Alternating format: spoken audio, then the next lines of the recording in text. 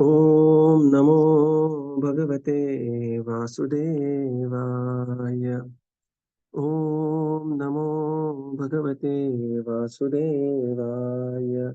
Om Namo Bhagavate Vasudevaya.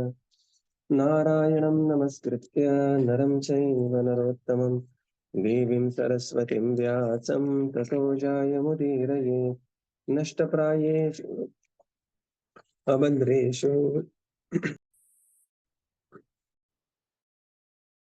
भगवतीरुत्तमश्लोके भक्तिर्भवति नैष्टिकी ॐ अज्ञानतिमिरन्धस्य ज्ञानाञ्जनशलाकया चक्षुरुन्मिलितं येन तस्मै श्रीगुरवे नमः श्रीचैतन्यमनोभीष्टं स्थापितं येन भूतले स्वयं रूपकदा मह्यं ददाति स्वपदान्तिकं नमो विष्णुपादाय कृष्णप्रेष्ठाय भूतले श्रीमते भक्तिवेदांत स्वामी नित्य नामिने नमस्ते सरस्वते देवे गौरवाणी प्रचारिणे निर्विशेष शून्यवादी पाश्चात्य देशतारिणे जय श्री कृष्ण चैतन्य प्रभो नित्यानंद श्री अद्वैत गदाधर श्रीवासादि गौर भक्त वृंद हरे Krishna Krishna Krishna Hare Hare Hare Ram Ram Ram Hare Hare. Hare Krishna. Reading from Śrīmad-Bhāgavatam by His Divine Grace A.C. Bhaktivedanta Swami Srila Prabhupada Ki Jai. We are reading from Canto 3, Chapter 10, Divisions of the Creation. So currently we are in the third section of this chapter, where Maitreya Muni is going to describe Lakshanam, kāla Lakshanam, the characteristics of the eternal time. Text 11. गुणव्यतीकराकारो निर्विशेषो अप्रतिष्ठितः पुरुषस्तत् उपादानम् आत्मानं लीलया सृजत्. Translation. Maitreya said, eternal time is the primeval source of the interactions of the three modes of material nature. It is unchangeable and limitless, and it works as the instrument of the Supreme Personality of Godhead for his pastimes in the material creation. Purport. The impersonal time factor is the background of the material manifestation as the instrument of the Supreme Lord. It is the ingredient of assistance offered to material nature. No one knows where a time began and where it ends, and it is time only which can keep a record of the creation, maintenance, and destruction of the material manifestation. This time factor is the material cause of creation and is therefore a self expansion of the personality of Godhead. Time is considered the impersonal feature of the Lord. The time factor is also explained by modern men in various ways. Some accept it almost as it is explained in the Śrīmad-Bhāgavatam. For example, in Hebrew literature, time is accepted in the same spirit as a representation of God.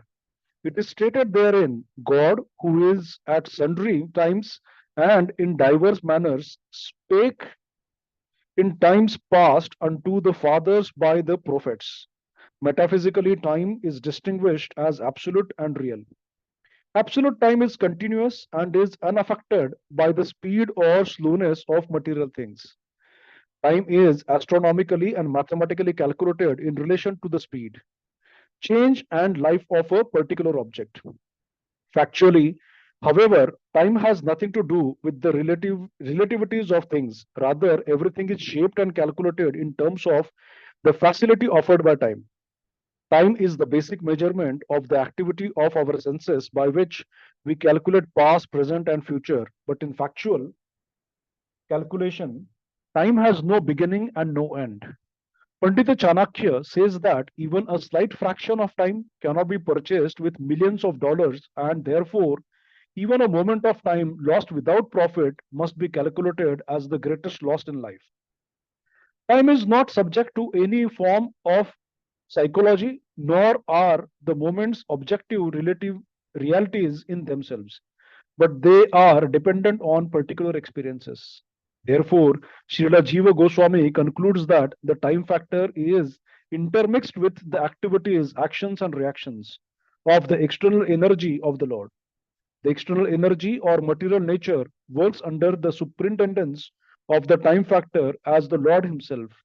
And that is why material nature appears to have produced so many wonderful things in the cosmic manifestation. Bhagavad Gita 9.10 confirms this conclusion as follows. Maya dakshena prakriti suyate sa characharam hetu nanena kaunteya jagad vipari vartate. Hare Krishna. Maitreya said, eternal time is the primeval cause of the interactions of the three modes of material nature. It is unchangeable, second. It is limitless, third. And finally, it works as the instrument to assist the pastimes of the Supreme Lord. Very beautiful. Srila Prabhupada writes a beautiful thesis on what the time is in the purport. The impersonal time factor is the background of the material manifestation as the instrument of the Supreme Lord. And that is precisely this is the reason why the spiritual history like Purana is not function of the time, right? Material history, modern history is function of the time. But spiritual history is not function of time, it is the function of the will of the Supreme Lord.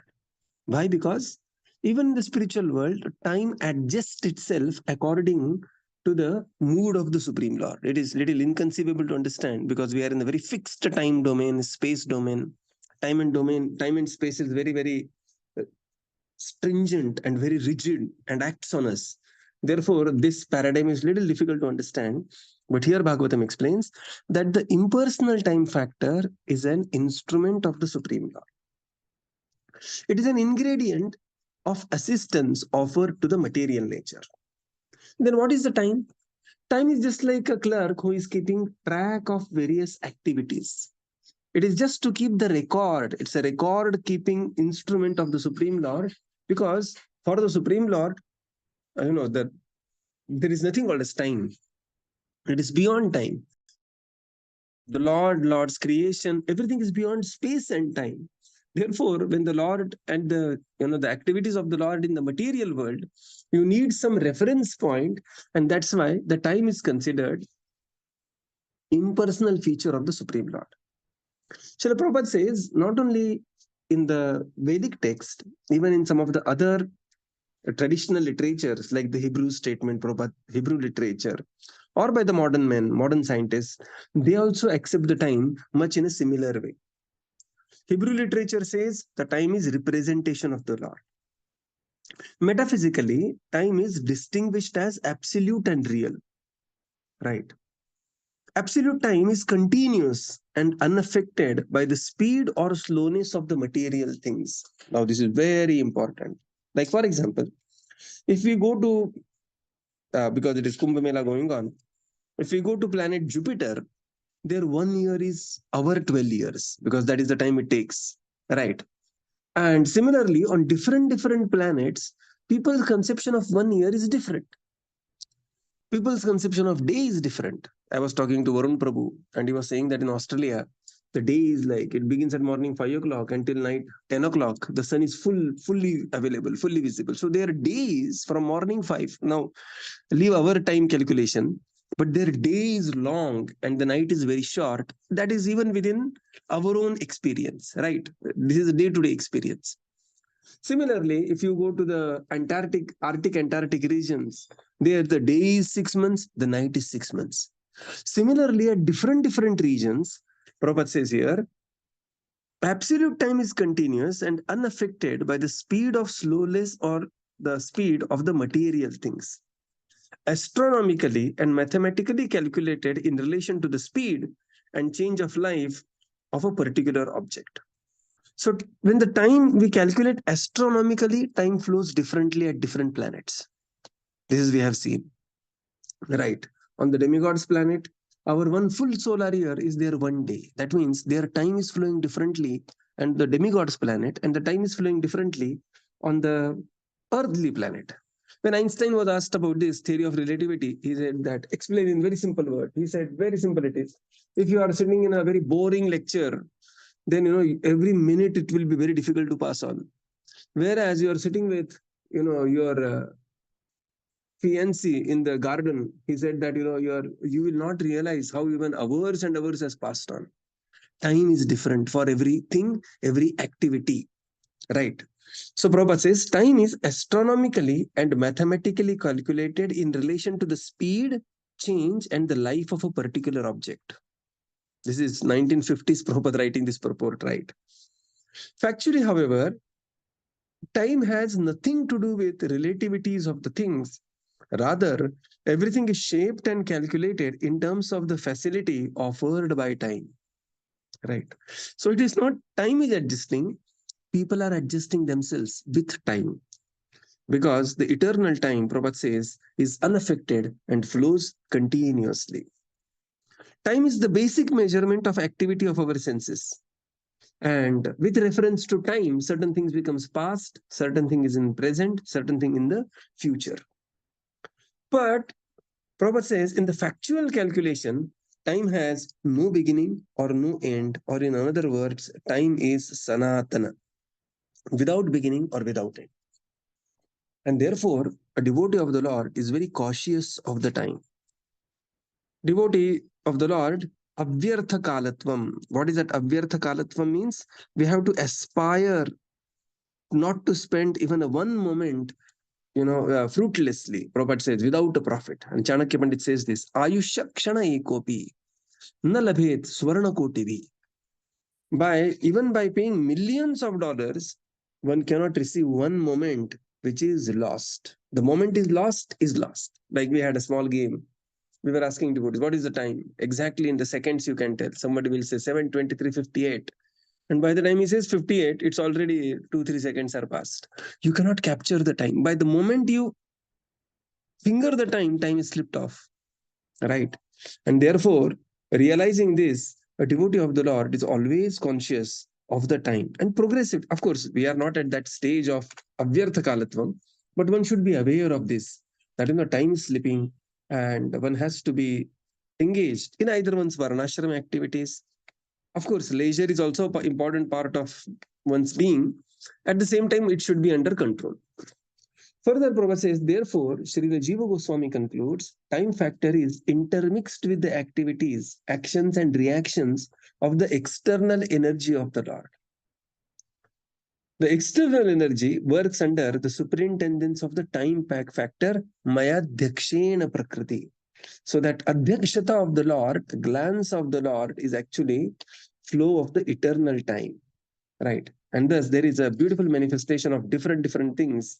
And Srila Prabhupada quotes, Kshi suyate sacharacharam hetunnena kaunteya jagad viparivartate. So, extremely beautiful thesis on the time. Here, Maitreya Muni explains, and Srila Prabhupada explains this very beautifully in the purport. Text 12. Vishvam vai brahma tanmatram samsthitam vishnumayaya ishvarena parichinnam kalena vyaktamurtina. Translation. Translation.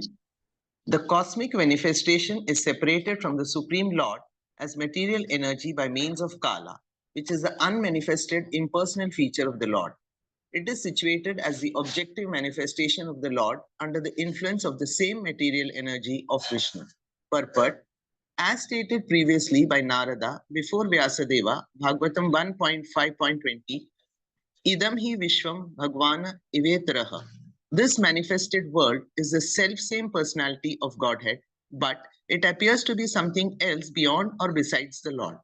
It appears so because of its being separated from the Lord by means of kāla. It is something like the tape-recorded voice of a person who is now separated from the voice. As the tape recording is situated on the tape, so the whole cosmic manifestation is situated on the material energy and appears separate by means of kāla. The material manifestation is therefore the objective manifestation of the Supreme Lord and exhibits his impersonal feature so much adored by impersonalist philosophers. Hare Krishna. Further, Maitreya Muni says, this cosmic manifestation is separated from the Supreme Lord as the material energy by means of kāla, which is unmanifested impersonal feature of the Supreme Lord. Right. So Srila Prabhupada gives a beautiful example here. Just like person and his voice, they are not separated. But person's voice, when it is recorded on the tape recorder and played differently, then the person and the voice is separated, although it is person's voice and not separated. Right. Similarly, Prabhupada says, similarly, the whole cosmic manifestation is situated on the material energy, right? And appears separated by means of kāla. Very beautiful example. Very simple. Prabhupada's examples are like this. Very simple, down to earth, and will explain the point to the 100%. The material manifestation is therefore the objective manifestation of the Supreme Lord, right? And exhibits his impersonal feature so much adorned by the impersonalist philosophers, right? So this is very simple example of a tape record person, his voice, non-separated. How can you separate person and his voice, right? But person's voice, when recorded on the tape recorder, that person's voice appears to be separated by the means when it is played on the tape recorder. Similarly, right, similarly, there is a Supreme Lord, there is the kāla, and there is cosmic manifestation. So the Lord and cosmic manifestation are not different. It is like the person and his voice. But when it is recorded on the tape recorder, it appears to be separated. Similarly, the Supreme Lord and the cosmic manifestation, they are not different. That's why Srila Prabhupada quotes here, Narada, previously quoting to Vedavyas, is saying, Idam hi Vishwam Bhagavan ivetaraha. That Idam hi Vishwam Bhagavan ivetaraha. That Lord and Vishwa is not different, but the Lord and Vishwa is recorded on the tape recorder of kāla, and then it appears to be separate. And thus it is the objective manifestation, and the Lord exhibits himself in his impersonal feature, and people are simply dancing with that feature, thinking that the Lord is impersonal, the Lord is impersonal. Right. Extremely beautiful explanations here. Very, very beautiful explanations. Text 13. Yathedanim tatha grecha paschadapi etadidrusham. Translation. This cosmic manifestation. Yes, Prabhuji. This cosmic manifestation is as it is now. It was the same in the past, and it will continue in the same way in the future. Purport. There is a systematic schedule for the perpetual manifestation, maintenance, and annihilation of the material world, as stated in Bhagavad Gita 9.8. Bhuta gramam imam kshatam avasham prakriter vasat. As it is created now and as it will be destroyed later on, so also it existed in the past and again will be created, maintained, and destroyed in due course of time. Therefore, the systematic activities of the time factor are perpetual and eternal and cannot be stated to be false. The manifestation is temporary and occasional, but it is not false as claimed by the Mayavadi philosophers. Now, further Maitreya Muni says, this cosmic manifestation, as it is now, it was the same in the past, and it will continue in the same way in the future. Now, this is the same reference, again, it is coming, where when Narad Muni, he's passing through the, the various, Narad Muni's previous life as the, Dasiputra, and he attained the association of the Bhaktivedantas, and he's walking towards the north to sit in the meditation, and there Prabhupada writes the same way, that the history of the universe practically repeats for itself, right? So this cosmic manifestation as it is now was same in the past and will continue the same in the future. In the purport, Srila Prabhupada writes, there is a systematic schedule for the perpetual manifestation, maintenance, and annihilation of the material world. Bhutagramam idam krishnam avasham prakriter vashat bhutva bhutva praliyate. There is a systematic schedule of creation, maintenance, and destruction. We know that, life of Brahma, we have calculated so many times. That life of Brahma lasts for so many years. There are so many years in Kali Yuga, Treta Yuga, Dwapar Yuga, Satya Yuga, one Divya Yuga. And then at the end of this, then there is a partial pralaya. At the end of the conclusion of the Brahma's life, there is a total pralaya, complete annihilation. And these activities continue to happen. And then Mahavishnu breathes in. So there is a systematic schedule. And these systematic activities of the time factor are perpetual and eternal. Right? They are temporary, but not false. Prabhupada says here, manifestations are temporary and occasional, but not false, as claimed by Mayavadi philosophers. So it is not Jagan Mithya. Jagan is temporary, and therefore it may appear like Mithya, but when it is in the manifest state, cause and effects both are real. They are not false, they are temporary and occasional, but not false. Now we come to the final section of this chapter, text 14 to 30. Here, 10 divisions of creation explained by Maitreya Muni. Text 14. Sargo navavidastasya prakruto vaikrutastuya kāla dravya gunairasya trividha pratisankramaha. Translation. There are 9 different kinds of creation besides the one which naturally occurs due to the interaction of the modes. There are 3 kinds of inhalation due to eternal time, the material element and the quality of one's work. Purport: the scheduled creations and inhalations take place in terms of the supreme will. There are other creations due to interactions of material elements which take place by the intelligence of Brahma. Later, these will be more explicitly explained. At present, only preliminary information is given. The 3 kinds of inhalations are due to the scheduled time of the inhalation of the entire universe. 2. Due to a fire which emanates from the mouth of Ananta. And 3. Due to one's qualitative action and reactions. Now here, Maitreya Muni says, there are 9 different types of creations besides the one which naturally occurs due to interactions of the modes. So there are 9 plus 1, 10 divisions of creation. 3 are the 3 kinds of annihilations due to the eternal time, material element, and quality of one's work. So eternal time, material element, and the quality, one's working quality of the work. Srila Prabhupada says, the scheduled creations and the annihilation takes place according to the supreme will.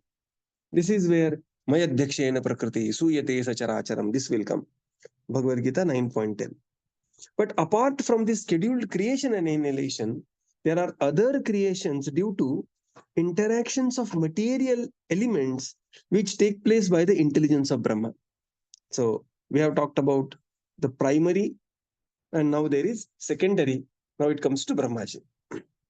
And later, of course, this will come in more detailed explanation.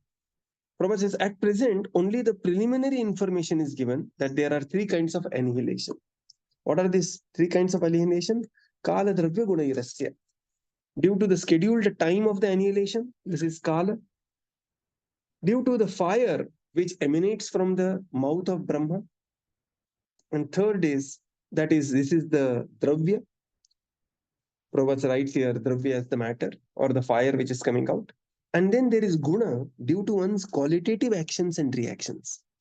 So all this contribute to the secondary annihilation, creation and the annihilation. Text 15. Adhyastu mahatas sargo gunavaishamyatmanah dvitiyas tvam aho yatra dravya jnana kriyodayah. Translation. Of the 9 creation, the first one is the creation of the Mahatattva, or the sum total of the material ingredients, wherein the modes interact due to the presence of the Supreme Lord. In the second, the false ego is generated, in which the material ingredients, material knowledge, and material activities arise.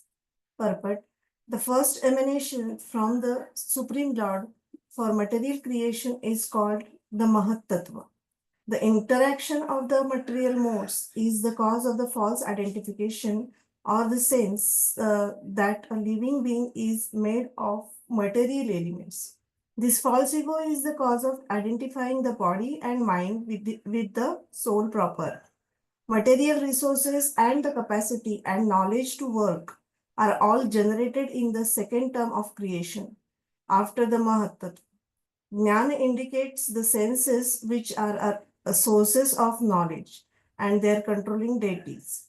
Work entails the working organs and their controlling deities. All these are generated in the second creation. Yeah. The creation is being explained. Of the 9 creation, the first one is the creation of Mahat Tattva. What is Mahat Tattva? The sum total of material ingredients. This is the first one. This is the creation. What happens here? Here, the modes interact due to presence of the Supreme Lord. This is Mahat Tattva, and this we have seen previously. In the second creation, the false ego is created. So this is the first. Second is false ego is created. What happens due to false ego? Due to false ego, there is, which is, now false ego is a material ingredient. Material knowledge and material activities arise. Right. In the purport, Srila Prabhupada writes that the first emanation of the Supreme Lord is Mahat Tattva.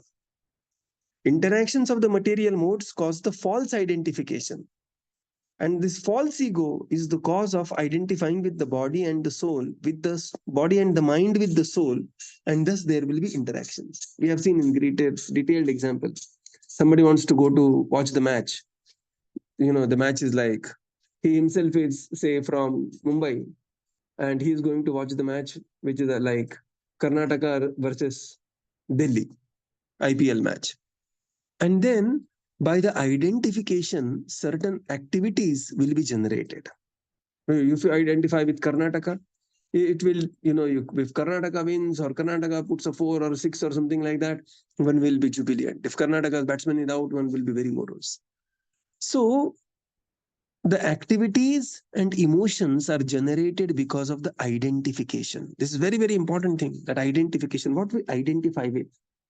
Here we identify ourselves with our eternal identity. Jivera Swarupahe Krishnera Nityadas. We are devotees of the Supreme Lord. That is our eternal identity. And our vision is Shastra Chakshu. We see through the vision of the Shastras, right? Especially Bhagavad Gita and Śrīmad-Bhāgavatam.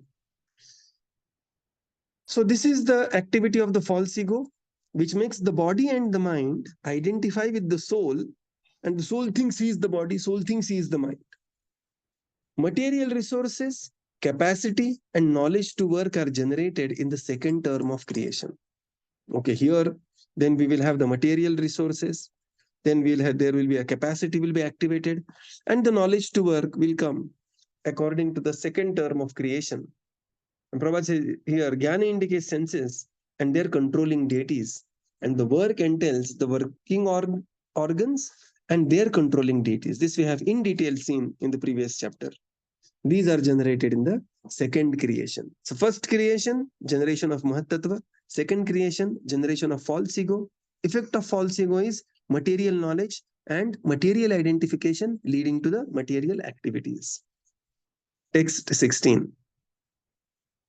Bhūdasargatrayastastu tanmatro dravya shaktiman chaturto indriyas sargo yastu jnana kriyatmakaha. Translation. The sense perceptions are created in the third creation, and from these the elements are generated. The fourth creation is the creation of knowledge and of working capacity.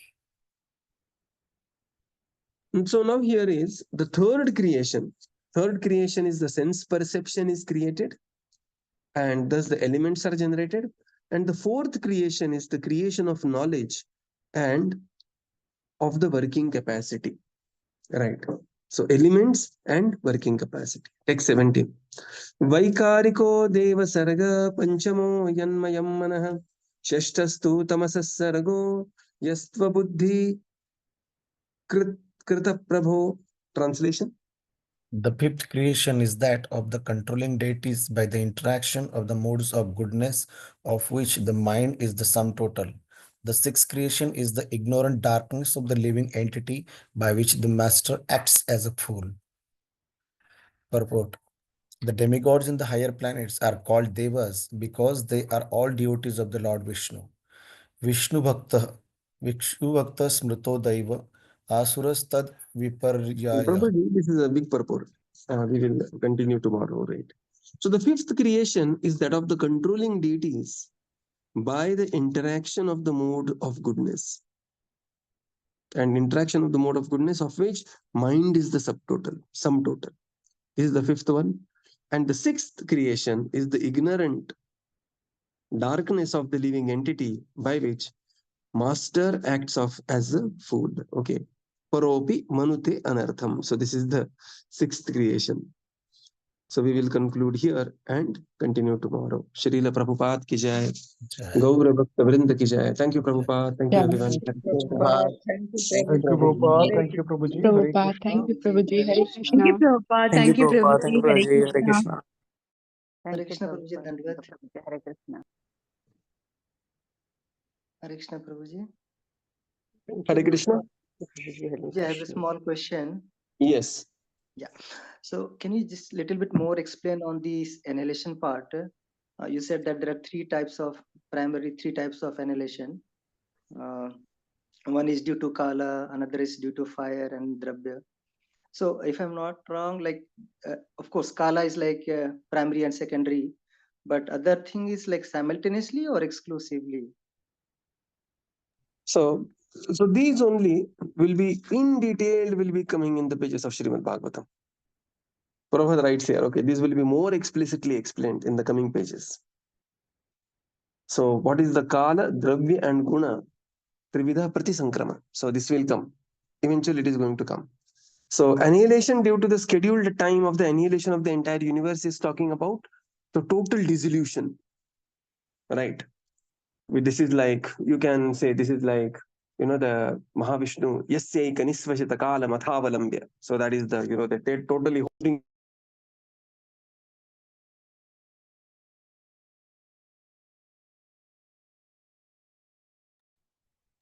which emanates from of Ananta. So this will come in more detail later, that, at which time and when the, there is at the Pralaya Kal, how there is a fire which comes from the mouth of Ananta Dev, and then there is annihilation. But that is not the total annihilation. And due to the qualitative actions and reactions, this is like annihilation of, one body, and one is from one body to another body, and even within the body. So if you see qualitatively, these are like becoming more and more global. This is one is, the last one is by one's qualitative actions and reactions, person makes or unmakes himself. That is one annihilation. And at the end of the time, there is a death which annihilates everything, whatever he has created within this life. And then due to the fire, this is the partial annihilation. And this is the final one is the total annihilation. So total, partial, and naimittic, that is the daily annihilation. So these are the three levels of annihilation. But this will be explained later, much detail in Śrīmad-Bhāgavatam. Right?